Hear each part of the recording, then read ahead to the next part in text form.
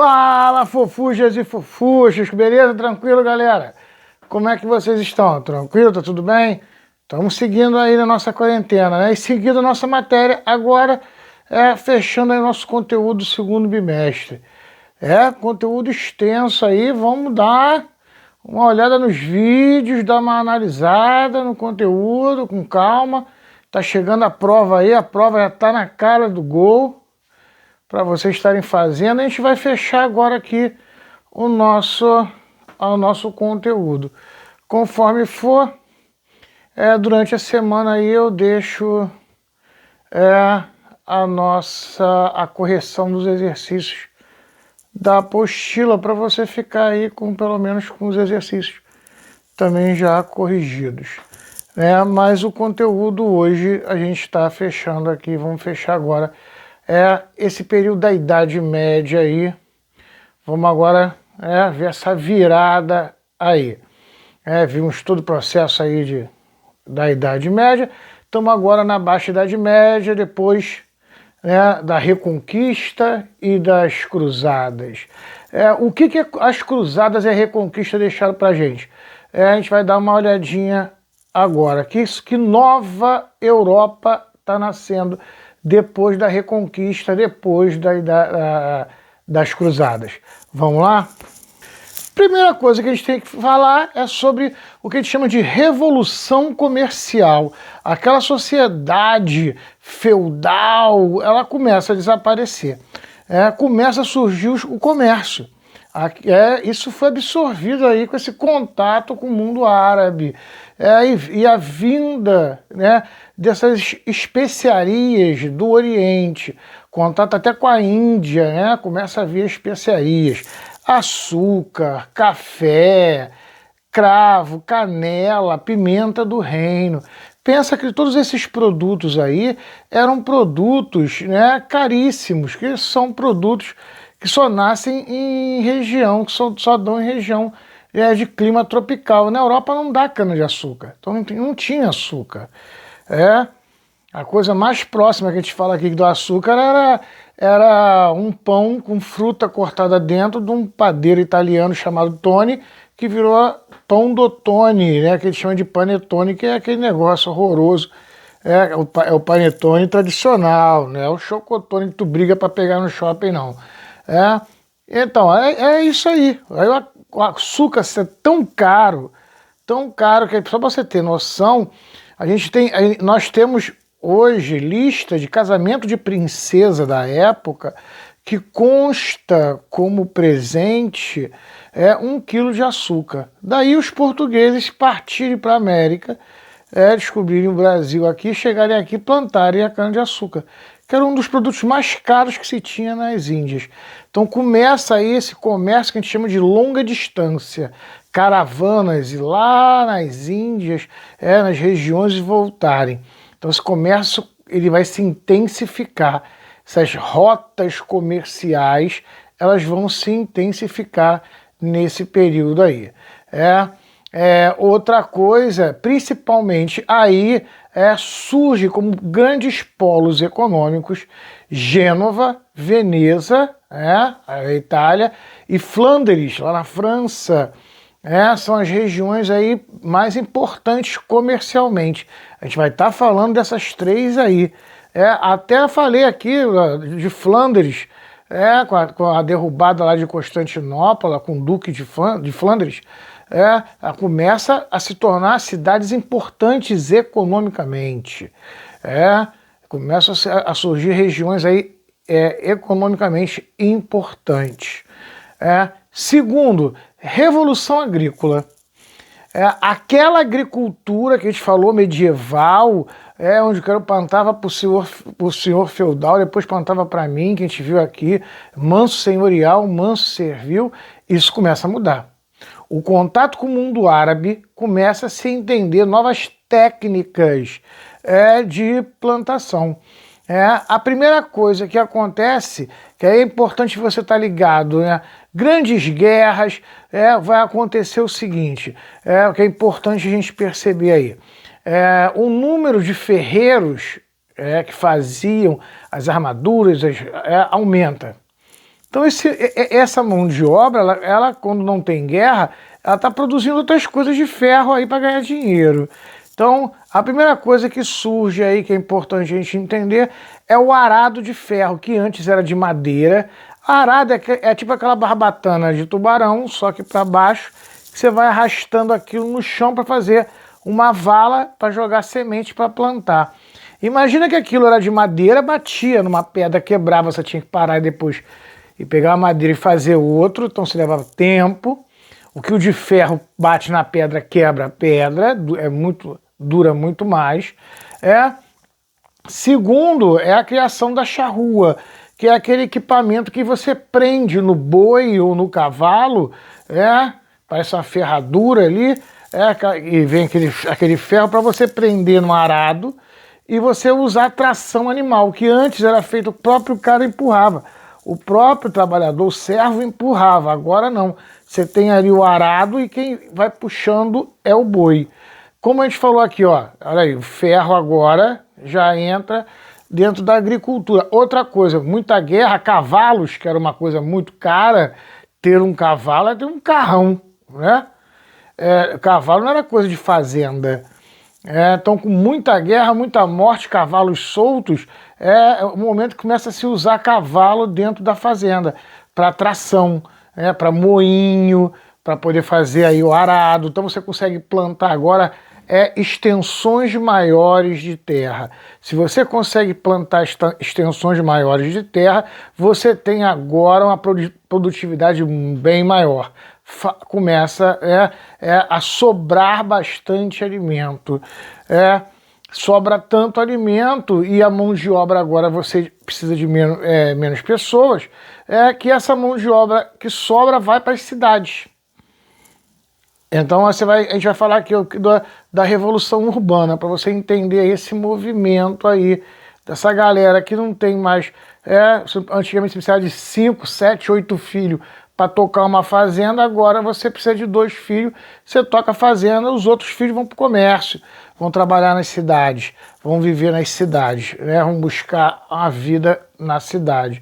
Então, olha aí, ó, essa movimentação do campo em direção à cidade, que daqui a pouco a gente vai falar. Outra coisa que faz aumentar ainda muito mais a produção é um sistema aprendido também aí, ó, depois das cruzadas, que é a rotação trienal. Enquanto você, antes, no início da Idade Média, na Alta Idade Média, pegava a terra e plantava toda ela de trigo, depois colhia ela e guardava aquele trigo para você se alimentar o ano inteiro, se desse alguma zica na tua plantação, você estava roubado, agora não. Você vai pegar a sua terra e dividir ela em 3 partes.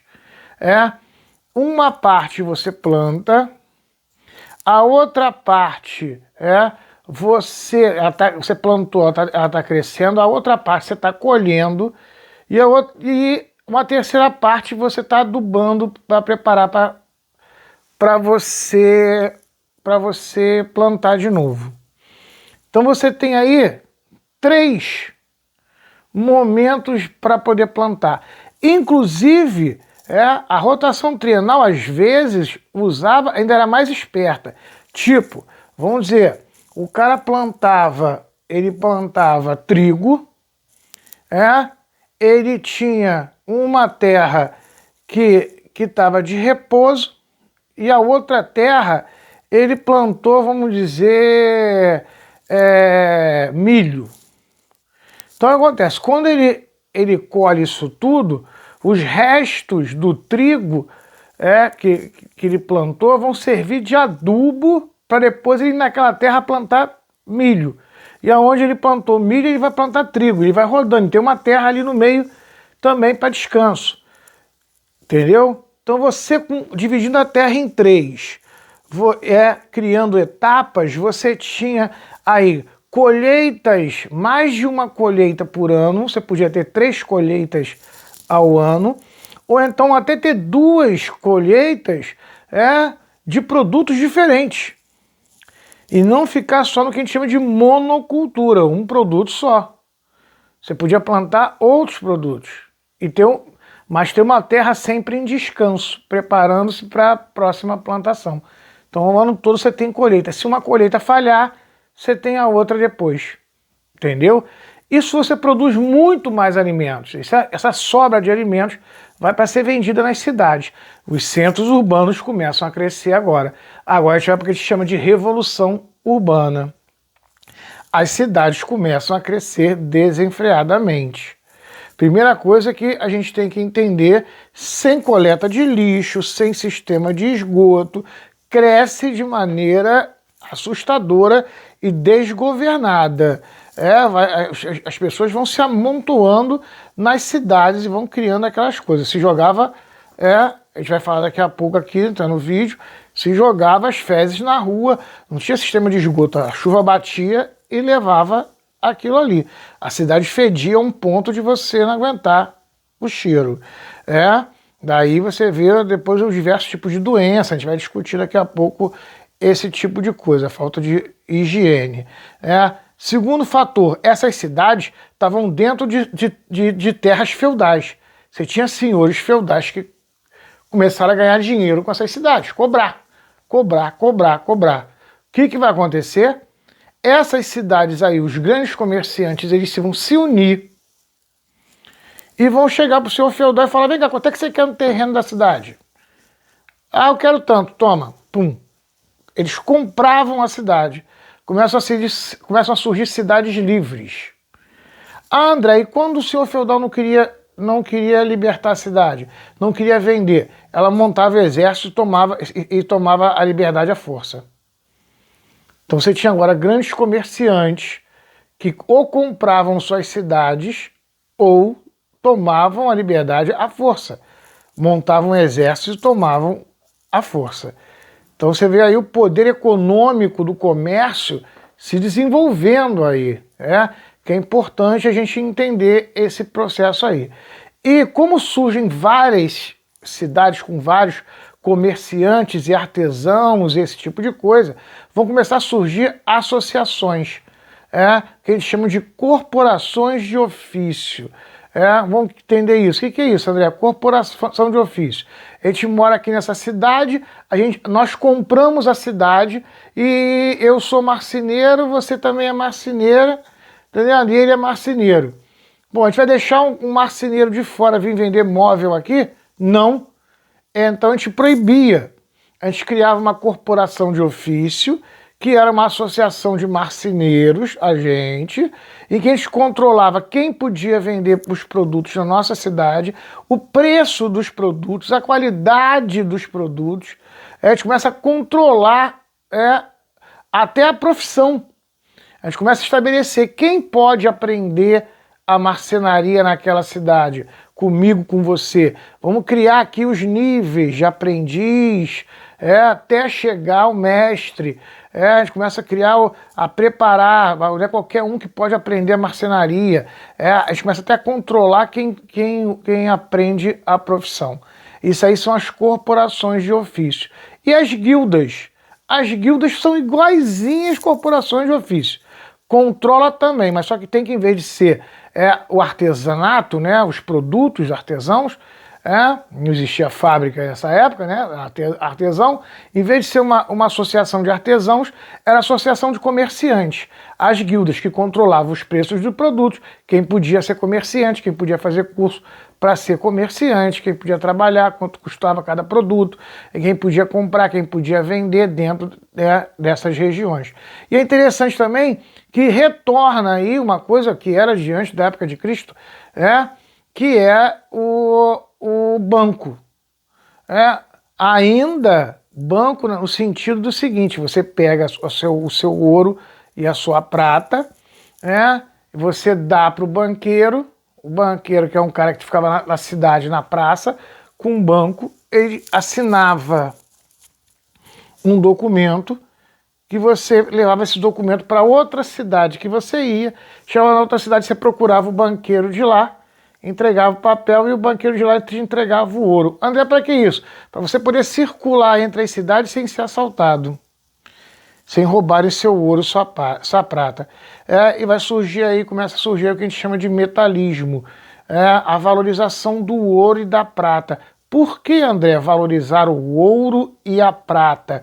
Por quê? Porque se ia lá para as Índias, pegar e para o Oriente, não só as Índias, mas para o Oriente, comprar esses produtos, e o que os orientais queriam? Ouro e prata.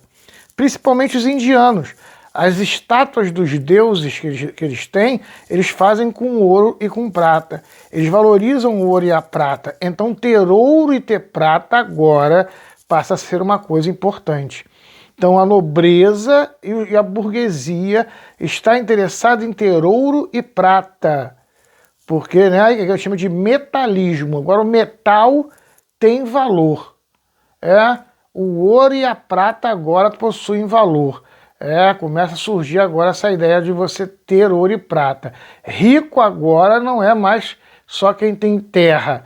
Quem tem ouro e prata agora também é rico. A partir já daí, desse momento, há uma busca da nobreza para ter ouro e prata. Ouro e prata você tem açúcar, você tem café, você tem seda. O café era o Viagra da época, era a bebida exótica, era o afrodisíaco, né? Era a bebida afrodisíaca que acordava o cara, e daí vem do Oriente também, e era uma especiaria. Tranquilo até aí, gente? Foi?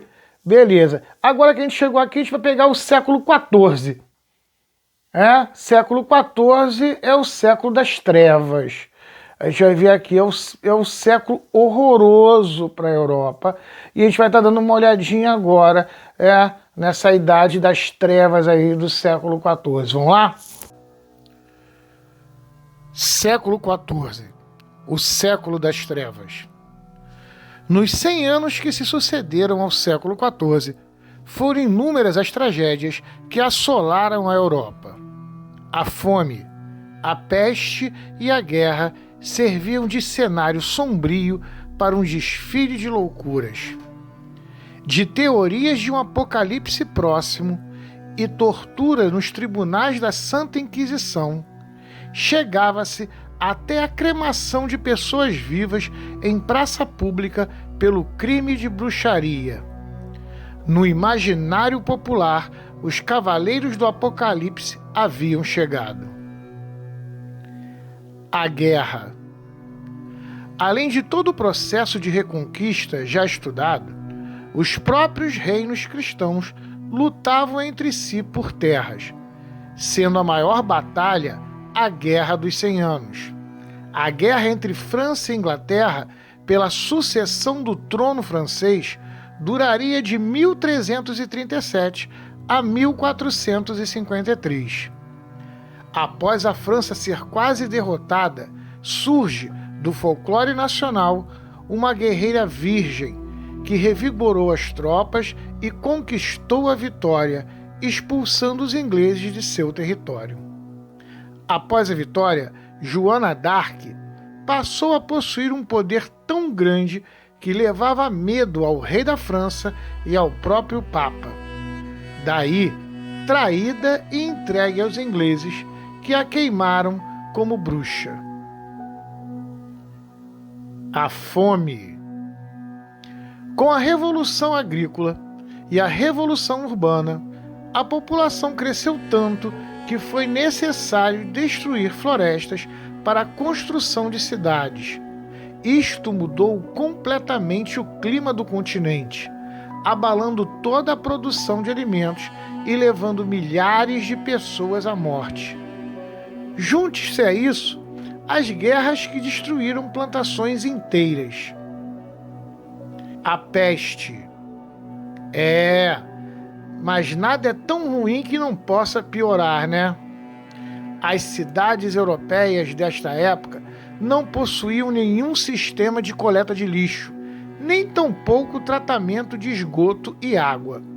Os dejetos eram jogados na rua à espera de que a chuva os levasse. Muitas famílias tinham porcos em casa, que eram alimentados com estes restos. E era comum pessoas utilizarem um rapé no nariz para evitar o cheiro forte das ruas. A peste negra, doença do rato e peste bubônica são alguns dos nomes dados à peste negra. a maior pandemia, ou seja, epidemia generalizada de todos os tempos. Chegou a matar 1/3 de toda a população da Europa. Os anos de 1347 e 1350 marcaram o auge da pandemia na Europa, matando cerca de 30 a 50 milhões de europeus. As pessoas desistiam de enterrar os corpos, que ficavam espalhados por casas, ruas e igrejas. Beleza, galera? Sentiu a pressão que foi o século XIV, né? E tem gente que fala, não, viver na Idade Média era fácil, era lindo e maravilhoso. Não tinha nada de fácil nisso aí. Vamos ver agora a parte cultural. Vocês devem estar vendo isso em literatura também, mas eu reforço um pouco aqui. Por quê? Porque eu preciso muito desse conhecimento, principalmente em história, porque a gente vai ver depois o Iluminismo, e para entender o Iluminismo você tem que entender o Renascimento, e filosofia, os filósofos, os grandes pensadores estão aqui. É a continuação. A gente em história não está vendo lá a filosofia clássica. Depois essa filosofia clássica ela retorna. Vamos lá. Renascimento. Primeira coisa, por que o nome Renascimento? O que está renascendo? Acabamos de falar aqui. A filosofia grega. Vimos aí, ó. Parmênides, Heráclito, Tales de Mileto, Sócrates, Platão, Aristóteles, os filósofos da antiguidade desapareceram. Desapareceram na Europa medieval. Mas a gente viu aí, quem assistiu o filme O Físico, que lá ainda eles guardam o conhecimento filosófico. Esse contato traz todo esse conhecimento filosófico de novo para a Europa. Vai dar zica. Começa-se agora a entrar em contato com esse conhecimento filosófico grego antigo. Então vai haver o que a gente chama de renascimento cultural, ou renascença. Tanto faz, renascimento ou renascença. É o renascimento da cultura greco-romana. Eles começam a ler os grandes filósofos, pensadores e artistas da Grécia Antiga, do período clássico, e começam agora a pensar de novo. Principais características da Renascença ou do Renascimento. Ele é humanista, ele é naturalista, ele é hedonista e ele é neoplatonista, ou seja, novo platonista, ou seja, novo Platão. Viu? Sócrates, Platão e Aristóteles, que a gente vai estar vendo agora no próximo bimestre, eles são neoplatonistas. Vamos entender isso. Primeiro, eu sempre falo isso aqui, ó, o Renascimento, ele rompe com a Igreja Católica, mas ele não rompe com Deus. É importante a gente entender isso. Por quê, André? Porque todas as explicações que os renascentistas estão dando, pelo menos na sua grande maioria, 99,9%, é baseada na religiosidade, no sobrenatural, no metafísico. Diferente dos iluministas que aí rompem. Não, eu explico só através da racionalidade. Esses filósofos, esses pensadores do Renascimento ainda não. Então vamos lá, humanistas. Eu até estava conversando com o pessoal aqui na live e estou deixando agora aqui registrado para vocês. A Igreja Católica dizia que tudo que vem do ser humano, tudo que vem do homem, mulher, o homem ser humano, é ruim. Tanto que a palavra povo, que significa demo, olha aí, democracia, governo do povo, a palavra demo vira uma coisa ruim. Tudo que é do povo é do demo. É ruim, é fornicação, é porcaria. Essa frase, a voz do povo é a voz de Deus, isso é uma frase protestante, isso vai vir com Lutero depois, lá na frente. A voz do povo é a voz do demo, é a voz da fornicação, é a coisa ruim. Assim que a Igreja Católica pregava e mostrava esse pensamento para as pessoas. Então os renascentistas, eles começam a questionar isso. Eles começam a falar o seguinte: olha só, como eu, ser humano, posso ser uma coisa tão ruim como a igreja fala, se eu sou feito à imagem e semelhança do Deus? Eu não posso ser tão ruim se eu sou a imagem e semelhança do Deus. Se eu sou a obra mais perfeita que esse Deus fez. Então eu não posso ser essa coisa tão horrível que a igreja prega. Esse Deus não é um Deus do castigo, é um Deus do amor. Olha a visão diferente que vem. Então esse Deus que a Igreja Católica prega, eu não quero. Que é o Deus da punição, que é o Deus do pecado, que é o Deus do inferno. Eu não quero esse Deus, eu quero esse Deus Pai, esse Deus amor, esse Deus que me entende, que é a minha imagem e semelhança.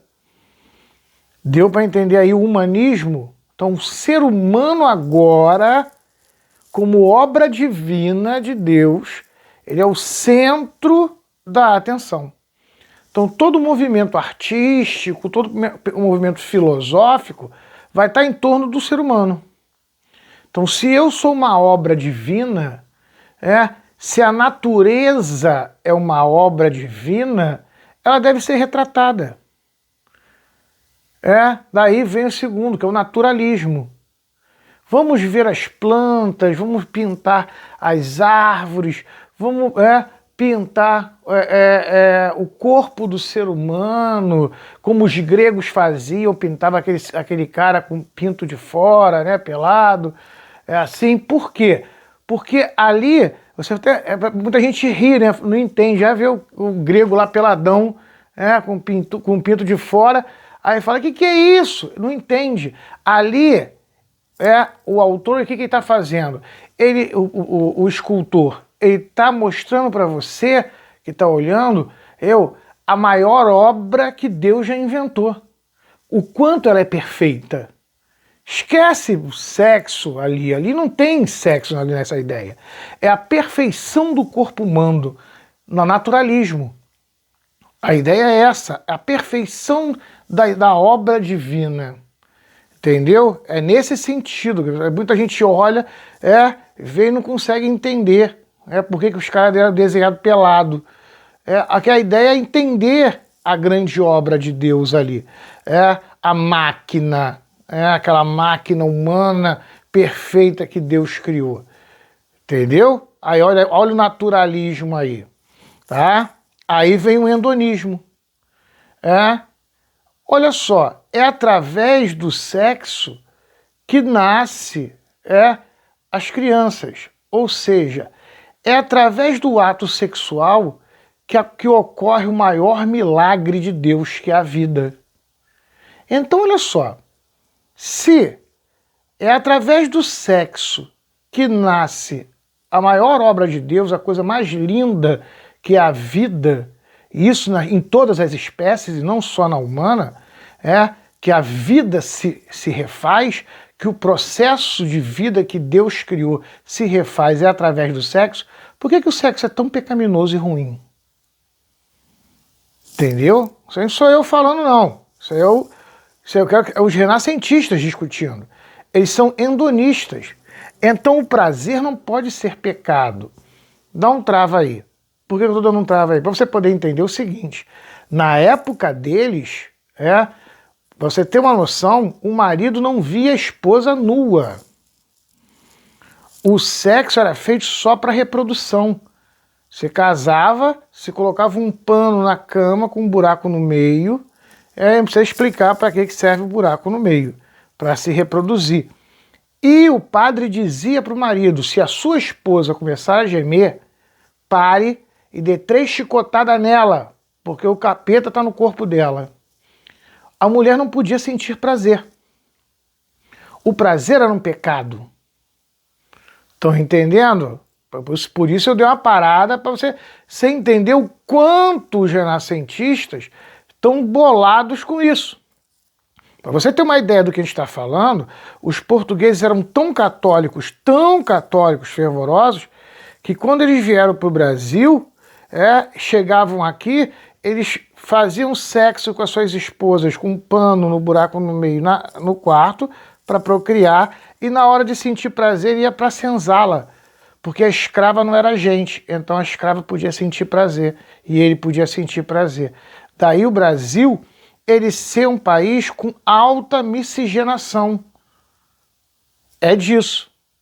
Enquanto os Estados Unidos, que eu vou dar um exemplo aqui, que também teve escravos, mas era um país protestante, e no movimento protestante, como a gente vai ver aqui no próximo bimestre, você pode ter prazer com a tua esposa. A tua esposa pode ter prazer. O prazer é pecado. Percebeu? Na Igreja Católica era pecado. Então o cara ia lá, conhecia um muçulmano, Mohamed, encontrava Mohamed, falava: Mohamed, beleza, vem aqui comprar de mercadoria, umas seda, uns açúcares aí, um café para dar uma levantada no astral, e aí, como é que você tá? Aí, beleza. Como é que tá tua esposa? Aí ele pergunta: qual das 5? Como é que é? Eu tenho 5 esposas. Eu falei: Pô, 5 esposas, 30 filhos. Que isso, Mohamed? Aqui Alá diz o seguinte: o que eu fizer com minha esposa entre 4 paredes, Alá abençoa. Aí ele para assim: caraca. Percebeu como o choque cultural entre o pensamento muçulmano, em que o prazer com a sua esposa, ele é livre, o que você faz com a sua esposa, se Alá abençoou, está acabado. Quando o cara entra em contato com esse pensamento muçulmano, que ele volta, que ele não pode, vai ter que fazer sexo com a esposa dele com um pano no buraco no meio, ele fica maluco. Eles começam a discutir: isso está errado. E aí agora vamos voltar para esse hedonismo aí. A gente tem que buscar o prazer. O prazer é abençoado por Deus. Mas temos que buscar o prazer. Ser felizes é o fim de tudo. É ser feliz e fazer os outros felizes. Isso é que a gente tem que procurar fazer. É o hedonismo aí. Percebeu? E o que eles chamam de neoplatonismo. Platão ele buscava o equilíbrio e falava assim: para você ser um ser humano e alcançar o supremo, você tem que estar em equilíbrio. Você não tem que estar ligado à matéria. A matéria, ela te corrompe. Eles vão ser neoplatonistas. Para que ser rico? Para que tanta ostentação? Essa ostentação te traz felicidade de verdade? Olha o neoplatonismo aí. Para que essa luta incessante por riqueza? Até que ponto? Quem é dono de quem? Você é dono da riqueza ou a riqueza que te controla como um escravo? Sacou o neoplatonismo aí? Aí você tem o movimento do Renascimento aí, esse movimento ele nasce. Tranquilo até aí, gente? Por isso e filosofia pra gente é importantíssimo. Isso aqui é o conteúdo filosófico da gente. Tranquilo? Vamos lá. Esse movimento, esses pensadores são todos pobres. Todos eles pobres. Quem é que vai dar suporte financeiro para essa galera? É o que a gente chama de mecenas. Eu até brinquei com o pessoal aqui da live. Eu falei assim: não confunde morador da Barra com morador de Ipanema, Leblon, Zona Sul. Zona Sul é família tradicional rica, nobreza. Barra é novo rico. São grupos diferentes, com pensamentos diferentes. Essa burguesia que está enriquecendo com o comércio, ela quer andar com a nobreza. Mas ela é burra, desculpe o termo, estou falando pela visão da nobreza. Ela é burra, ela não tem cultura, ela não sabe se portar, ela não conhece as coisas, ela não tem classe. Percebeu? Então esse burguês agora ele começa a buscar esses artistas, ele começa a andar e patrocinar os artistas e começa a trabalhar com isso. Eu até falo, todo filho de burguês vai virar médico.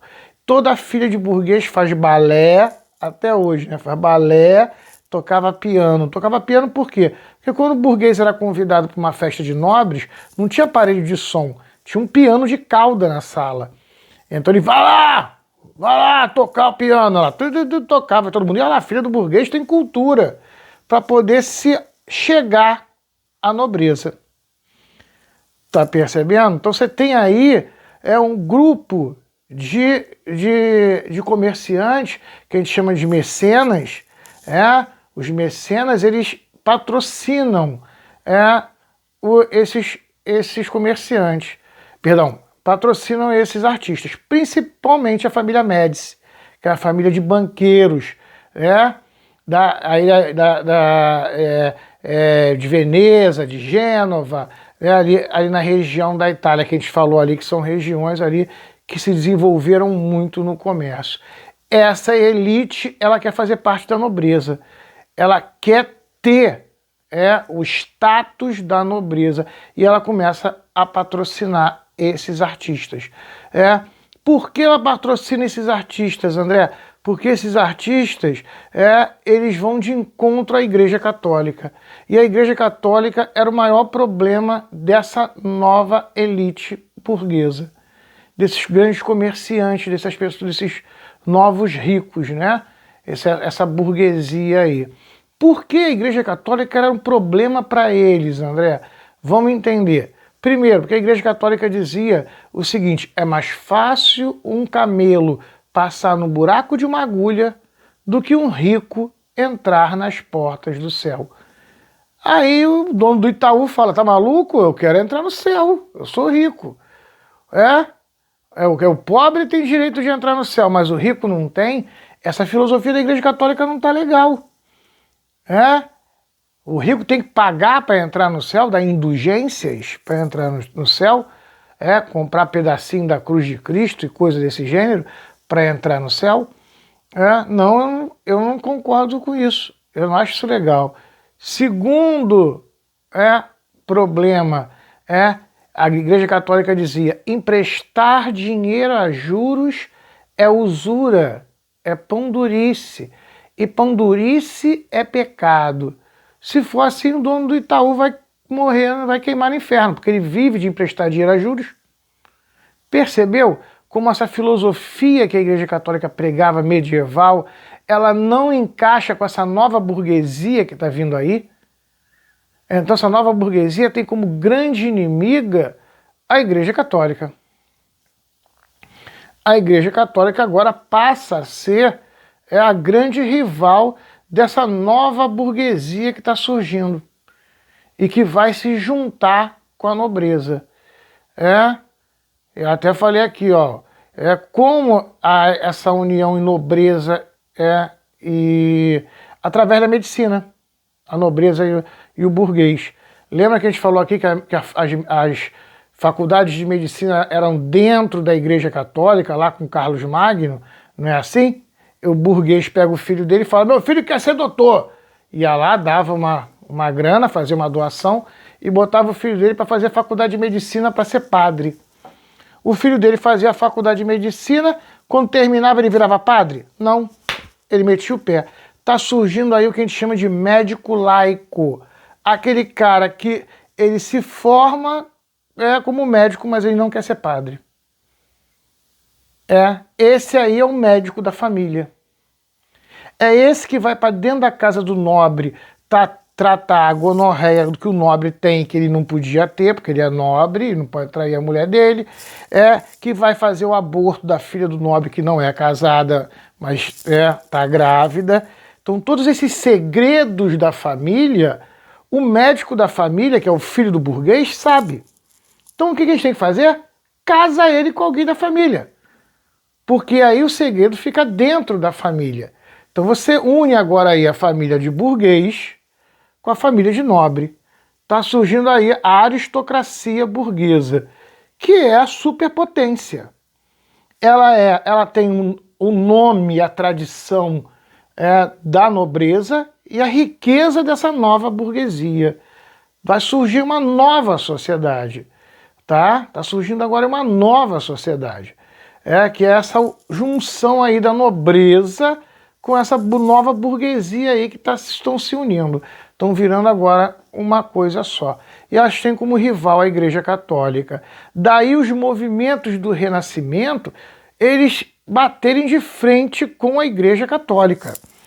A gente divide, e vamos dar uma olhadinha agora nos momentos, em como a gente divide esse renascimento. Vamos lá? Vamos lá, galera, então, para a gente fechar o nosso conteúdo. Nós dividimos o renascimento em 3 períodos. Primeiro período, 300, porque italiano, né? 300, 400, 500. Cuidado que o 300, apesar de ser 3, né? Ele acontece no século XIV. Porque é 1300 e alguma coisa. Se é 1300 e alguma coisa, é século XIV. Então, o macete o 300 começa no século XIV, o 400 começa no século XV e o 500 no século XVI. Então, você tem aí 300, 400, 500. Vamos dar uma olhada aí nesses 3 períodos rapidamente, só para a gente ter uma ideia e ver como isso é importante para a gente. Primeiro período é o 300, né? 300, ele vai acontecer principalmente na Itália, ali, Gênova, Veneza, nas cidades principais ali. Então, essa burguesia ali, ela está patrocinando. Principal artista, Dante Alighieri. Ele vai escrever a Divina Comédia, que são 3 livros. O mais famoso, o Inferno de Dante aí. Todo mundo, tudo que é nome espetaculoso, a galera se amarra, né? Mas são 3 livros. É o Inferno de Dante, o Purgatório de Dante e o Céu de Dante. Esses 3 livros juntos formam o que a gente chama de Divina Comédia. Vai eu na faculdade ler esta porcaria. Vamos entender. Dante, ele mistura realidade com ficção. Vamos lá. Realidade. Todos eles eram duros. Dante era pobre, ferrado, entendeu? Apaixonado pela menina, queria casar com ela, ela queria casar com ele também, aquela coisa louca. Eles tiveram a brilhante ideia. Vamos engravidar? Que aí você engravida, teu pai fica sabendo, obriga a gente a casar e a gente fica junto, que é o que a gente quer. Tá legal, ela engravidou, sabe o que o pai fez? Mandou ela abortar e enfiou ela, num convento. Aí termina a realidade. Vamos para o livro agora. Dante fica revoltado, porque dentro do convento ela se mata. Ela se enforca e morre. Termina aí a realidade. Dante se revolta. Ele vai se revoltar e vai escrever o primeiro livro, que é o Inferno de Dante. Se ela se matou, ela foi para onde? O pessoal, até hoje, a pessoa na live falou para mim, vai para o inferno. Olha só. Até o século XIII, não existia esse papo, até o século XIV, não existia esse papo de morrer e ir para o inferno. Isso vai começar aí no século XIV. No século XIV, 300, que já é o século XIV, a gente viu aqui época negra. Era tão feio e morria tanta gente, que a Igreja Católica ela criou uma lei dizendo que se você se matasse, você iria para o inferno, para evitar que as pessoas se matassem. Aí eu falava, André, o cara se matava. Eu falei, querido, você já teve dor de dente? Para pensar. Imagina uma dor de dente, imagina qualquer dor. Uma dor de dente é aquela que dói na alma, né? Imagina uma dor sem tomar remédio, porque não existia analgésico. Então você ia sentir aquela dor direto. Tem gente que tem dor de dente, tem vontade de bater a cabeça na parede com dor de dente. Imagina você pegar uma lepra, que é uma doença em que o teu corpo apodrece e cai parte do teu corpo. A dor era tão monstruosa, você não aguentava, você pulava e se matava. Que era melhor morrer do que ficar sentindo aquela dor cruel. Incessante. Entendeu? Sacou? As pessoas não entendem isso, né? Agora você começou a entender. Então Dante, ele se revolta, porque a amada dele foi para o inferno, porque o pai dela fez um aborto nela. obrigou ela a fazer um aborto, e botou ela dentro de um convento. Ele fica com essa revolta, ele vai fazer o quê? Ele vai escrever o livro Inferno de Dante. Ele, o herói, Dante, vai enganar o barqueiro da morte, vai entrar dentro do inferno para buscar a amada dele. Dentro do inferno ele vai encontrar rei, safado, bandido, ele vai encontrar padre, pedófilo, vai encontrar papa, ladrão e safado, toda a nobreza e o clérigo que deveriam estar no céu estavam no inferno, porque fizeram um monte de coisa errada durante a vida toda. E as pessoas sabiam o que faziam. A sociedade sabia, mas era calado. Então no livro dele ele bota que encontra essa gente toda no inferno, mas a amada dele ele não encontra. Aí, segundo o livro, se a amada dele não está no inferno, a amada dele está no purgatório, segundo o livro de Dante. Purgatório é aquele espaço que entre o céu e o inferno, que a Igreja Católica tinha, que você ficava ali meio que marinando, até ir para o céu ou para o inferno. Segundo o livro, ele passa lá, roda no purgatório, não encontra a amada dele. Terceiro livro, se não está no inferno nem no céu, não, nem no purgatório, está no céu. Terceiro livro, ele vai em direção ao céu. Só que para entrar no céu, ele tem que enganar São Pedro, o porteiro do céu. Ele vai pedir a ajuda de uma moça que tinha acabado de morrer porque ela foi se prostituir para poder dar comida para o filho e foi assassinada num beco. Então é uma prostituta assassinada e um aleijado que estava indo para o céu. Eu já falei aqui, na sala, principalmente pessoal que eu dou aula de enfermagem. Antigamente, quando você via alguém com algum tipo de deformidade no corpo, aquilo era sinal de que Deus castigou aquela tua família. Então, se você tivesse algum aleijão, era assim que eles chamavam, algum aleijão na sua família, você escondia essa pessoa. Porque a sociedade toda via que a sua família tinha cometido algum pecado capital. Daí ter nascido alguém aleijado, torto. Então, os aleijados não iam para o céu. Então, Dante, com a ajuda de um aleijado e uma prostituta morta, ele consegue enganar São Pedro e entrar no céu para procurar a amada dele. E aí ele encontra. Ela está lá, ele vai bater um papo com ela, fala que ama muito ele, para ele voltar, viver a vida dele, até ficar velhinho. Quando ele morresse, ela estaria lá no céu esperando ele. Final da história, acabei de ler o livro. Depois de quase 1000 páginas lidas, fui perguntar ao professor na faculdade: professor, não achei graça, por que é Divina Comédia? Qual é a graça disso? Eu não vi piada nenhuma. Ele falou: André, a piada está que as pessoas que tinham que estar no céu estão no inferno. E as pessoas que tinham que estar no inferno estão no céu. Ele inverte. Ele está discutindo quem tem que ir para o céu. Quem tem merecimento para herdar o céu? É a discussão do Dante. Olha como ele corrompe a coisa. Olha como ele está corrompendo a coisa. Será que um título de nobreza, sangue azul, e uma coroa de papa já te dá o espaço no céu? Ou são as ações boas que você faz durante a vida? Sacou? Beleza? Dante aí, fechado? Vamos agora para o 400, o período de ouro. Agora tá por toda a Itália, a família Médici aí, botando dinheiro, no movimento. Principais artistas aí, Leonardo da Vinci. Leonardo da Vinci é o principal artista aí, do 400. É um momento importante para a gente, porque sai um pouco, sai só da literatura e vem para a arte em geral, principalmente a pintura. Importante você entender que é nesse momento que surge a química. Os compostos químicos aparecem e aí começa a se fazer tonalidades, fazerem cores. Surge a tinta a óleo. Um dia tenta olhar. Eu fui numa exposição e você toma um susto. Eu fui numa exposição em São Paulo, em que você estava numa sala, você tinha obras de artes medievais.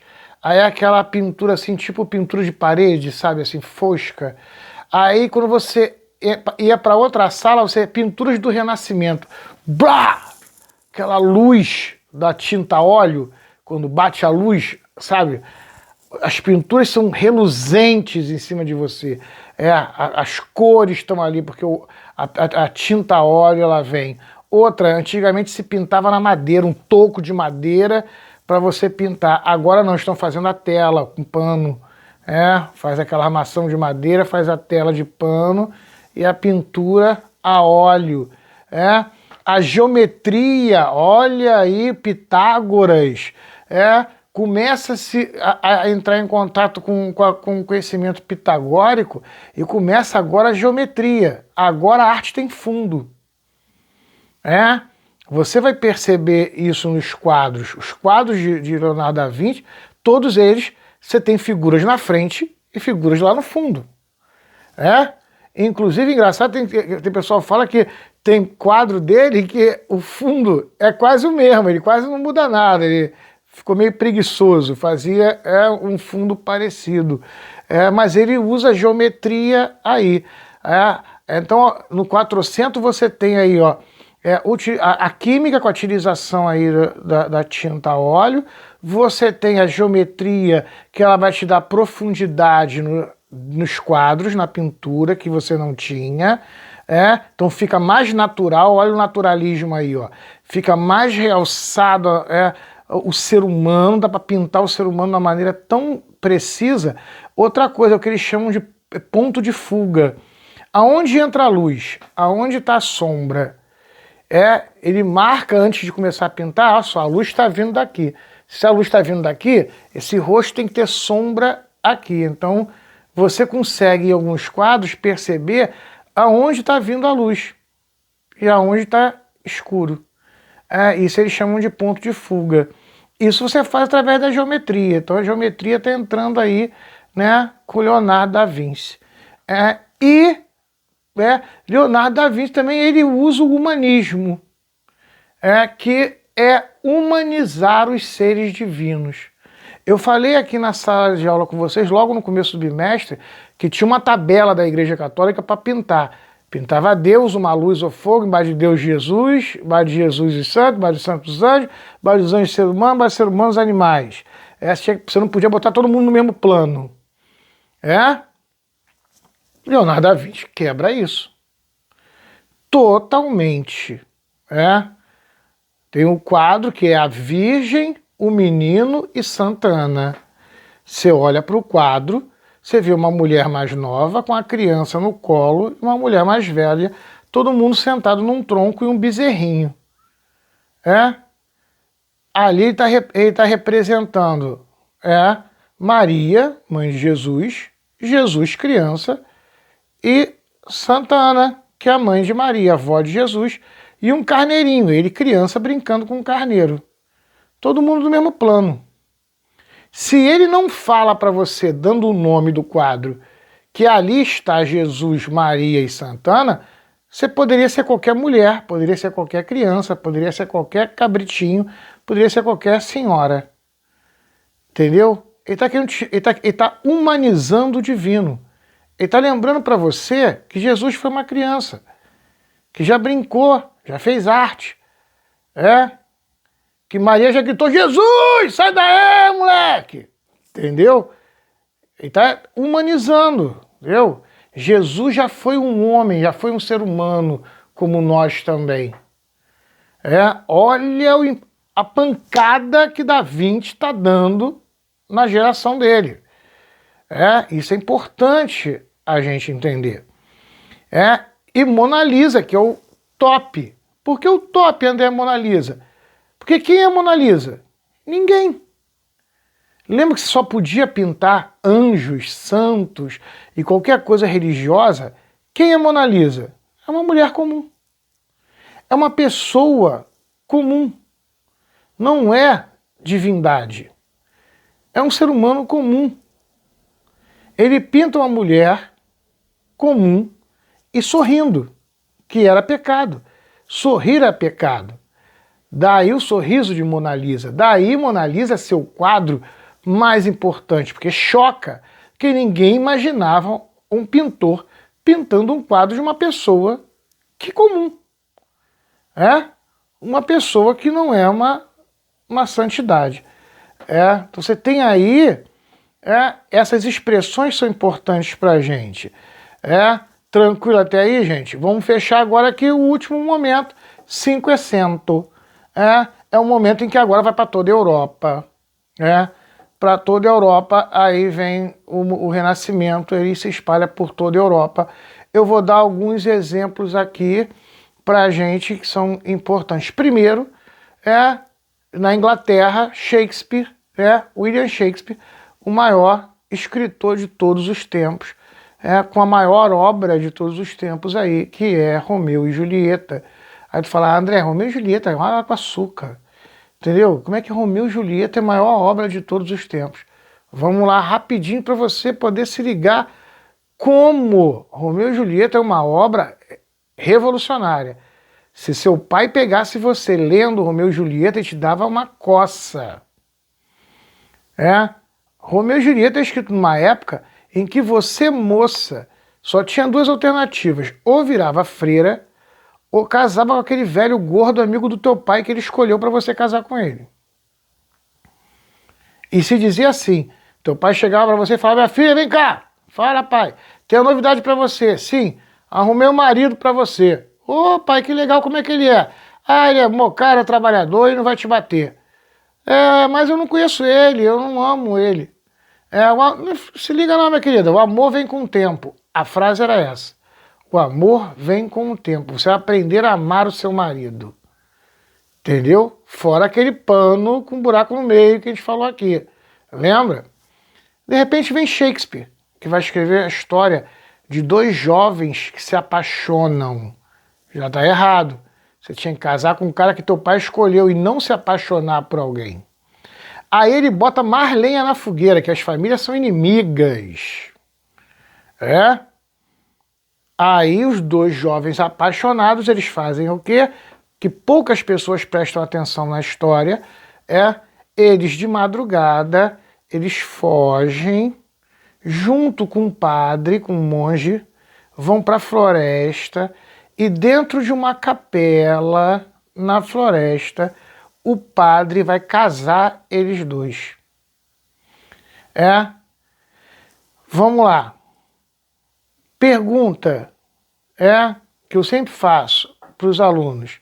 Romeu e Julieta estão em pecado? Aí tem sempre um que fala assim, professor. Não. O Shakespeare está jogando com você. Isso aí não sou eu não, gente. Eu quero que você entenda que o autor, o que o autor está jogando com você?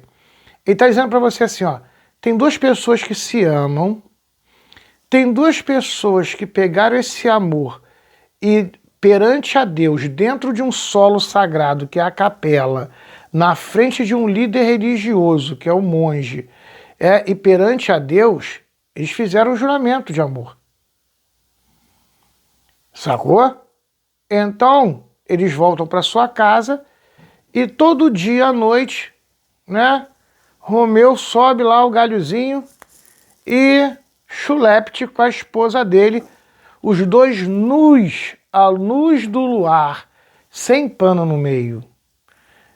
Percebeu porque o livro era proibido, era atividade sexual sem pano no meio. Os dois se amando nus à luz do luar. Eles estão casados. Aí no final do livro, eles vão tentar fugir a um desencontro. Romeu não encontra direito com Julieta, se mata, ela vai e se mata também. Os dois se mataram, vão para onde? Céu ou inferno. Olha o Dante de novo aí. Céu ou inferno. Aí o cara fala, inferno, professor. Os heróis do livro, eles vão para o inferno? Final do livro, que pouca gente conhece, o prefeito de Veneza vai pegar os dois corpos de Romeu e Julieta, vai botar em praça pública e vai virar e falar assim, aqui jaz o verdadeiro amor abençoado por Deus. Esses aqui estão no céu. Quem vai para o inferno são vocês, hipócritas, que casam por dinheiro, que julgam as pessoas pelo que elas têm e pelo que elas são. Esses aqui amaram o verdadeiro amor de Deus. Final do Romeu e Julieta. Ele está querendo dizer o seguinte, esses jovens se amaram de verdade. Eles pediram a bênção de Deus. Eles não pedem a bênção da sociedade. Eles têm que responder a Deus e não à Igreja Católica e à sociedade. Percebeu o renascimento aí? Que eu falei com vocês, o renascimento ele não rompe com Deus, ele rompe com a igreja, ele rompe com uma sociedade falsa, moralista. Ele não rompe com Deus. Romeu e Julieta, por isso Romeu e Julieta é um marco na literatura. Ele tá mostrando a sociedade, ela é falsa, é um moralismo falso e hipócrita. A igreja tem um moralismo falso e hipócrita. Vem de casamento por interesses. Esses jovens não casaram por amor em frente a Deus como manda os mandamentos religiosos. Percebeu a importância de Romeu e Julieta? Ele muda por completo a sociedade. Até hoje, ninguém quer mais casar, tirando aí os indianos, que na Índia, nego ainda vende a filha no jornal. No mundo muçulmano também. Mas no mundo cristão, as mulheres hoje, todas elas querem casar, elas procuram aí o seu grande amor. Isso surge aí a partir de Romeu e Julieta. Muda-se a estrutura de uma sociedade. Daí isso é um livro mais poderoso aí de todos eles. Vamos lá. Maquiavel, O Maquiavel ele é o pai da política. É importante a gente falar sobre Maquiavel aqui, porque a gente vai falar dele no próximo bimestre. A gente vai estar usando aqui. Ele é que vai dar, ele vai dar o pontapé, porque o que a gente chama de déspota esclarecido. Você vai entender aqui. Eu vou explicar. Vamos lá para a gente poder entender Maquiavel. Maquiavel era um conselheiro de rei. Só que diferente dos conselheiros de rei da época, que usavam o direito romano antigo, então eram padres e usavam a Bíblia para aconselhar o rei, o Maquiavel era cético. Ele pensava ceticamente na lei de ação e reação, porque ele lia os gregos antigos. Olha aí. Então ele ajudou vários reis. Só que quando ele estava para se aposentar, o príncipe do reino que ele nasceu estava virando rei. Aí ele pensou assim, cara, eu estou me aposentar, eu não vou trabalhar para esse cara, eu quero descansar. Mas, pô, vou deixar de ajudar o rei do meu país? Sabe o que eu vou fazer? Eu vou escrever uma carta explicando para ele o que ele deve fazer para ser um grande rei. Um manual para ele. Fez essa carta e mandou para o príncipe. Essa carta foi tão importante que virou um livro, O Príncipe. Que na verdade é a carta de Maquiavel. O Maquiavel ele é cético e direto. Só para você ter uma ideia, que ele fala assim, se o reino tiver que passar por uma dificuldade econômica, o próprio rei deve chamar seu povo e falar assim, gente, a gente vai passar um período duro agora, todos nós, inclusive eu, rei, vamos passar por um período duro. Beleza. E vão passar pelo período duro. Quando terminar o período duro, em que as coisas melhorarem, o que o rei tem que fazer? Vai lá, ele, rei, não manda ninguém, vai lá, faz uma festa para mostrar para o seu povo que ele, rei, ficou satisfeito pelo sacrifício que seu povo fez por ele. Beleza. Mas e se o povo, se ele pedir um sacrifício para o povo e o povo não fizer, e se revoltar? Aí Maquiavel diz, prendam todos, mate os líderes, enforque, arranque a cabeça, esquarteje o corpo do líder e bote um pedaço em cada lugar para todo mundo saber o que acontece com aqueles que não respeitam aquilo que o rei fala. Sacou? Não tem nada de divino aí. Tá mostrando poder. Aí até eu falo para os alunos aqui, gente, quem na história do Brasil fez uma revolta, foi enforcado, esquartejado e um pedaço do corpo colocado em cada cidade? Aí eu falo, Tiradentes. Eu pergunto para você, o rei de Portugal leu ou não leu Maquiavel? Então surge aí, com Maquiavel, a política. E surge o que a gente chama de déspota esclarecido. A gente vai discutir isso no próximo bimestre. Déspota porque ele é um governante, esclarecido porque ele não usa mais religião para governar, ele usa política para governar. Entendeu? Então por isso aí, ó, o príncipe de Maquiavel é importante. Todo esse conhecimento rolando e um monte de gente ainda esperando o fim do mundo, em vez de procurar um médico, fazendo mandinga, gente, a gente olha hoje aí, vê, achando que a Terra é plana e coisa desse gênero.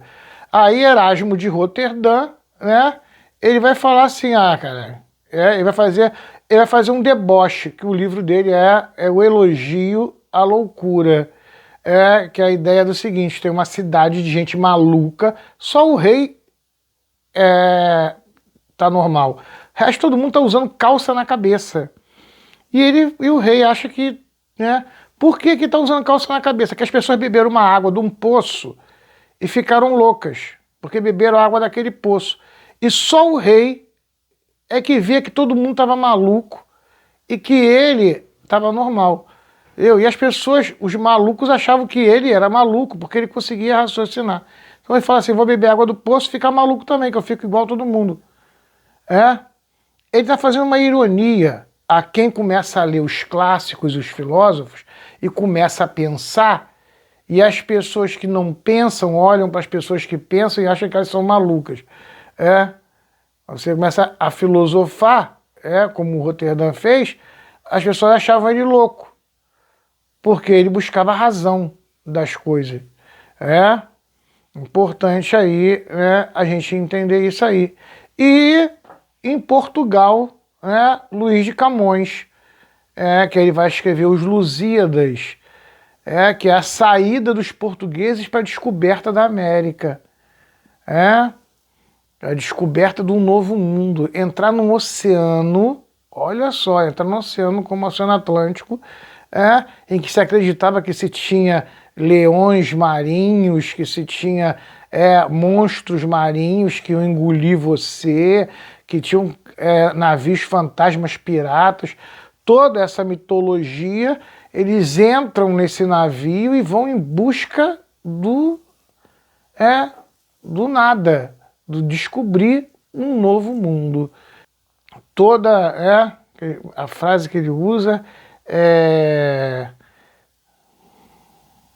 tudo vale a pena quando a alma não é pequena. Olha a frase que mata, é excelente, né? Tudo vale a pena o sacrifício se a alma não é pequena, se você pensa grande, se você tem um futuro grande pela frente, se você pensa grande, se você age grande, se você age igual os navegadores portugueses e se tem a coragem de buscar o difícil. Tudo vale a pena quando a alma não é pequena. Isso aí você percebe aí os Lusíadas aí com Camões e abrindo esse novo mundo e essa nova maneira de pensar. Gente, fechamos aí o nosso conteúdo. Não vai dar tempo da gente corrigir aí, porque nossa prova vai estar aí, deve estar chegando. Então eu vou fazer o seguinte, depois eu vou deixar aí a correção da apostila na plataforma para vocês aí e fechamos aí. Gente, boa semana, tudo de bom. Fui!